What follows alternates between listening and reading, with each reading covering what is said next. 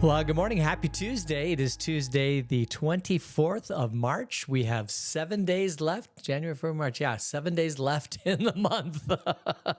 And then we're into April. And then with the blink of an eye, we're at Christmas. So thank you for joining me this morning. I hope you had a great day. Yesterday was a good day here in Vail. Nice morning. It's been nice in the morning, not too cold. It was just a good day yesterday, and I think it'll be a good day today. We have one birthday today, Marsha Miller. Happy birthday, Marsha Miller. Hope you have a great day. The resources had a luncheon yesterday at the church, and I think there was a volunteer appreciation. There are a lot of people for the resources of Arizona, which is the local Vail food bank and a thrift shop, all that. It's really quite an amazing thing to be able to have that in your community, and we are so blessed that that is the case. It's really wonderful. Also, we will be together today and tomorrow in Deuteronomy, and then on Thursday we have our Red Letter Challenge, and then after Thursday next week we're not meeting. It is going to be Holy Week, and so we're not going to meet during Holy Week, and then the following week is I am taking the kids. We'll have to see how that goes. I might be able to do Monday and Tuesday, but I'm not sure about Wednesday and Thursday. I'll do some more investigation on that. I think I have the schedule somewhere, so I can look at that and see. But I'll let you know. But we're together today. And today we are in Deuteronomy chapter 21. And this is the Israelites still learning about how they're going to live together once they get into the promised land. And yesterday we talked a little bit about war, or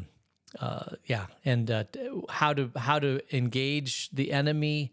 And today we're going to continue in that vein. We're going to look at a couple things, and so we'll begin reading at I keep forgetting to do this. Verse 21. If I can get it up on the screen, I'd tell you I should do this better. Okay, all right. If someone is found slain, lying in a field in a land the Lord your God is giving you to possess, and it is not known who the killer was, your elders and judges shall go out and measure the distance from the body to the neighboring towns. Then the elders of the town nearest the body shall take a heifer that has never been worked and has never worn a yoke, and lead it down to a valley that has not been plowed or planted, and where there is a flowing stream. And there in the valley they are to break the heifer's neck. The Levitical priests shall step forward, for the Lord your God has chosen them to minister and to pronounce blessings in the name of the Lord, and to decide all cases of dispute and assault. Then all the elders of the town nearest the body shall wash their hands over the heifer whose neck was broken in the valley. And they shall declare, our hands did not shed this blood, nor did our eyes see it done. Accept this atonement for your people Israel, whom you have redeemed, Lord, and do not hold your people guilty of the blood of an innocent person. Then the bloodshed will be atoned for, and you will have purged from yourselves the guilt of shedding innocent blood, since you have done what is right in the eyes of the Lord. Okay, a lot here. This is obviously an unsolved murder, an unsolved death. Most likely this would be, if it's a person who is just lying there in the field, could have had a heart attack, but this could also be somebody taking a club and bludgeoning someone to death or something like that. But if they're found dead, slain is different than just found dead. Slain means that there's evidence that there was some sort of foul play.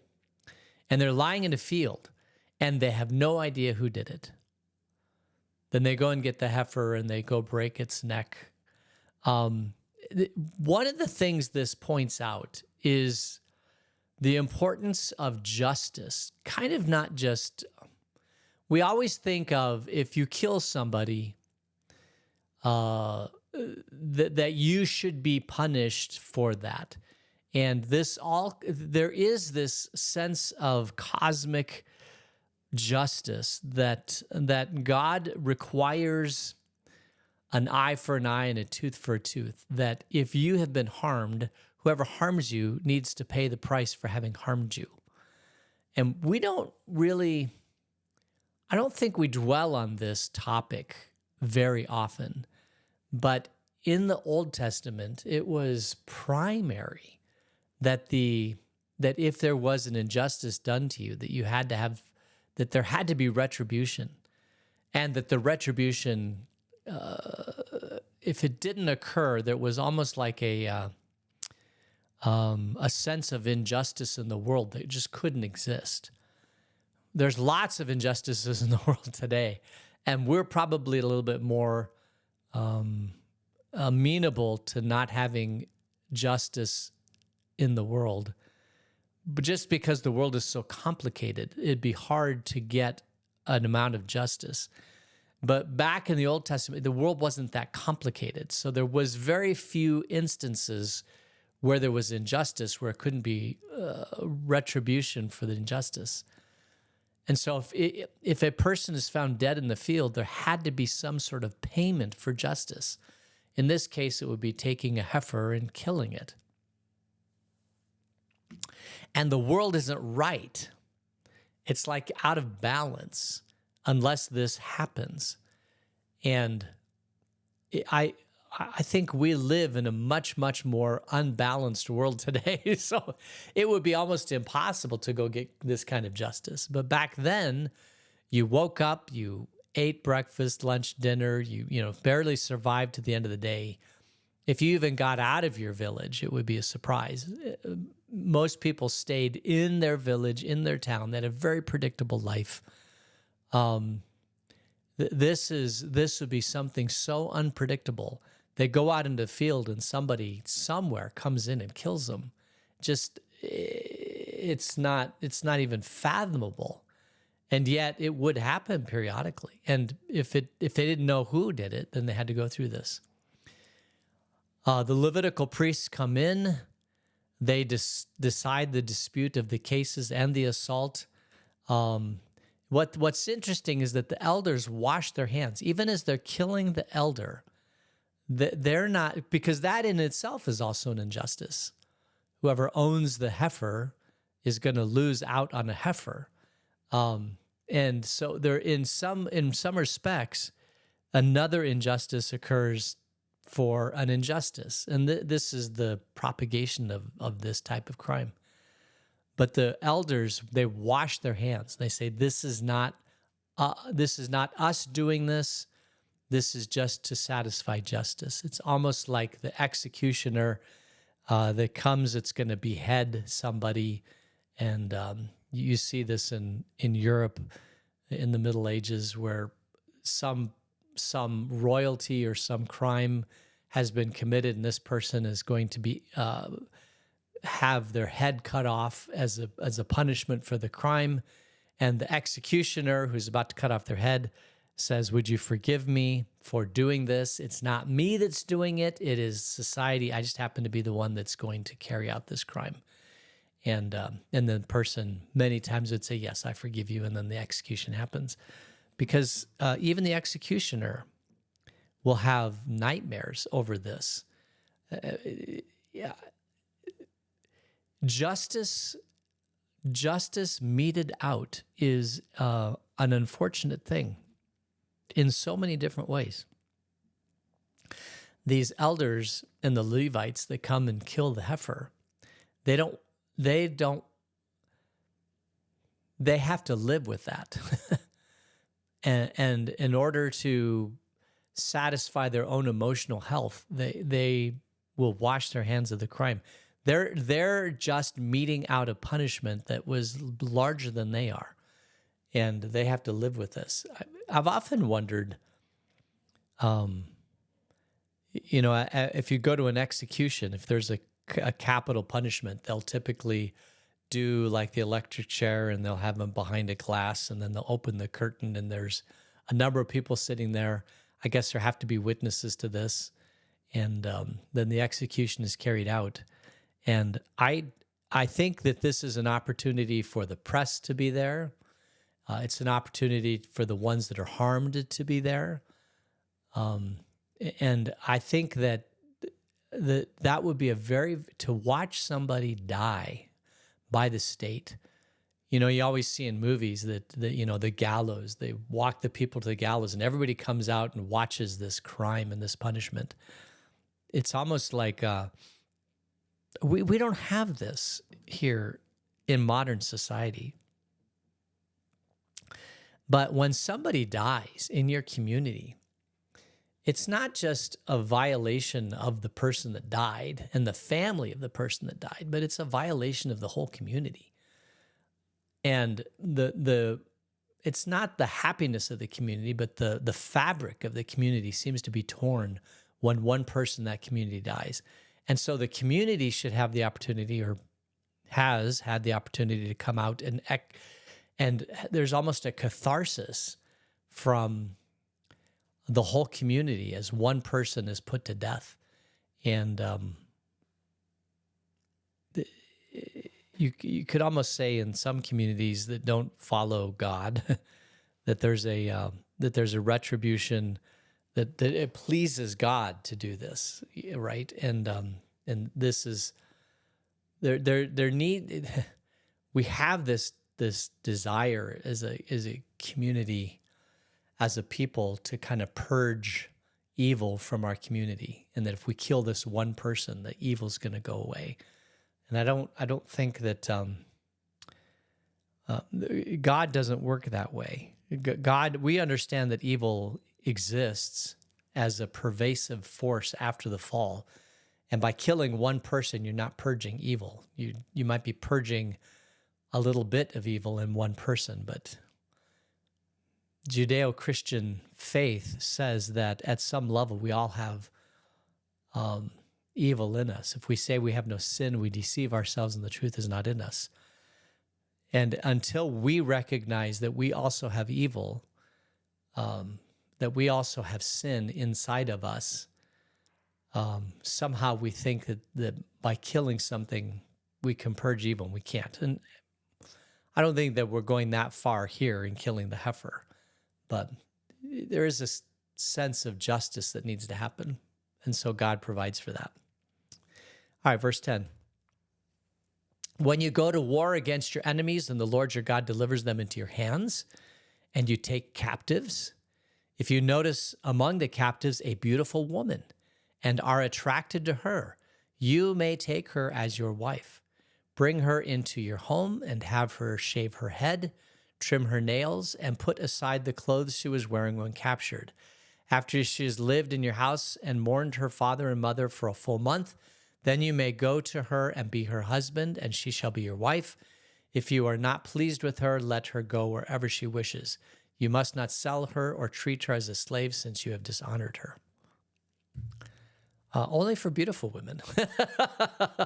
What if you're ugly?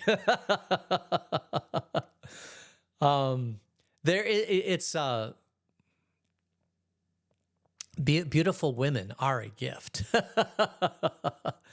And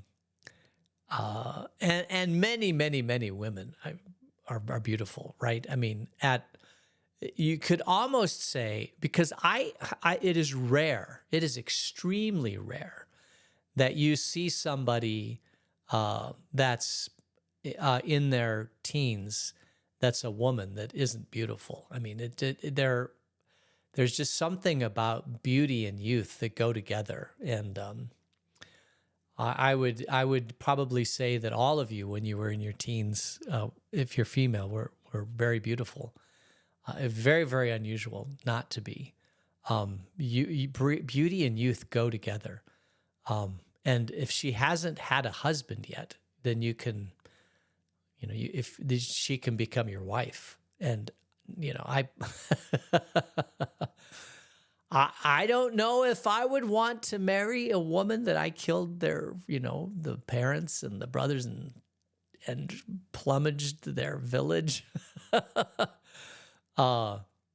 plundered their village. I don't know if I could sleep at night. I have to sleep with one eye open to make sure that she didn't kill me. But again, this is thousands of years ago. I mean, who knows how this all works? But she mourns her father and her mother the full month, then you can take her to be your wife. And if it turns out that she doesn't work out as your wife, you can treat her as a slave. You can't sell her because you've already. She can't go to anybody else. She's already kind of married to you. It's just a very unusual thing. Verse 15. If a man has two wives and he loves one, but not the other, and both bear him sons, but the firstborn is the son of the wife he does not love, when he wills his property to his sons, he must not give the rights of the firstborn to the son of the wife he loves in preference to his actual firstborn, the son of the wife he does not love. He must acknowledge the son of the unloved wife as the firstborn by giving him a double share of all he has. The son is the first sign of his father's strength. The right of the firstborn belongs to him. So you have two wives. They both bear sons, but the firstborn is the son of the wife that he does not love. But that doesn't mean he does. There is this sense that if you have two wives, that if you love one and you don't love the other, then you're going to give all the inheritance to the son of the wife that you love and nothing to the son of the wife you don't love. But this is not to be the case. You have to acknowledge the son of the unloved wife and even give a double share because he's the firstborn. And I guess, what is the purpose of having a wife that you don't love? Probably to bear children? I don't know.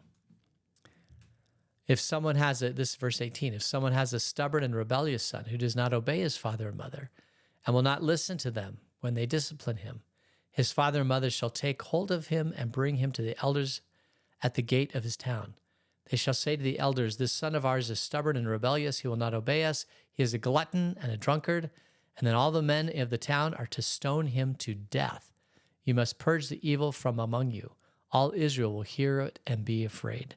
And this, this is kind of a scary thing, right? Make something of yourself. Go get a wife. Have children. Don't just be lazy. And if the son is lazy and won't take care of themselves, if they don't take personal responsibility for their own life, then take them out and stone them. And you think that's a harsh punishment. It is a harsh punishment. And again, a lot of these punishments, we don't know if they actually were ever carried out, if they were just threat of punishment. Because you could then go to your son and say, you are not fulfilling your duty as a human being. And if you don't get your act together, then we're going to take you to the elders of the gate and they're going to stone you and put you to death. I mean, that's a lot of motivation to get your act together. And a lot of times that's all it takes is the threat. And then eventually these people wake up. I understand that there's a tremendous number today of millennials that are still living with mom and dad. And I'm not saying that this is their case, but there is a lot of people will take the easiest path unless the easiest path is shut off from them. And this is basically shutting off the easiest path, which is you're going to stay at home and be stubborn, rebellious, glutton, and drunkard. And you'd think, well, what's the harm in that? Well, the harm is that somebody has to take care of this person. And the more of these people exist in a community, pretty soon the community can't handle it. And the community falls apart. And there is some number that a community can handle. But if everybody stays home and does nothing, I mean, who's going to produce the food and the drink and and bring the community together. Everybody needs to pull their own share at whatever level they can pull their own share, and it may be just a little bit, but obviously, I'm not talking about people who are have severe mental illness or physical constraints or things like that, but I'm talking about somebody who's capable that just simply is lazy. And that is such a severe crime that they come out and they stone them. You wouldn't think that that's a big deal, but it is. Because